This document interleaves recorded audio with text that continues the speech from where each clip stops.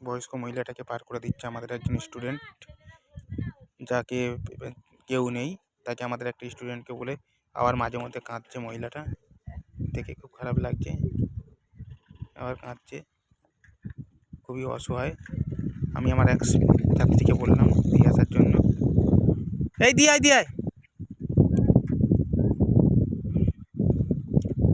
এই সমস্ত অসহায় মানুষদের জন্য আমরা আছি সর্বদা। দেখতেই পাচ্ছেন, বা আমাদের ছাত্রছাত্রী যারা আছে তারাও সর্বদা এইসব অসহায় মানুষদের কাছে তাদের সহযোগিতার হাত বাড়িয়ে দিচ্ছে।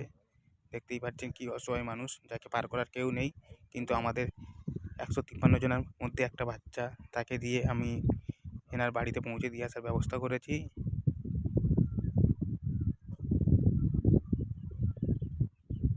খুবই অসহায়, চলতে পারে না। ওনার 89 বছর বয়স। উনি অনেক কষ্ট করে সকালবেলা ওনার ছেলে এখানে দিয়ে গেছে, তারপর উনি আর এখান থেকে যেতে পারছে না, তাই আমার একজন স্টুডেন্টকে পাঠিয়েছি। যাই হোক, ভগবান ওনাকে ভালো রাখুন, সুস্থ রাখুন। আর আপনারা আমাদেরকে আশীর্বাদ করবেন, আমরা যেন এই সমস্ত মানুষদের পাশে আমরা বা আমাদের ছাত্রছাত্রী যেন সহযোগিতা করতে পারে, সেই আশীর্বাদ আপনার।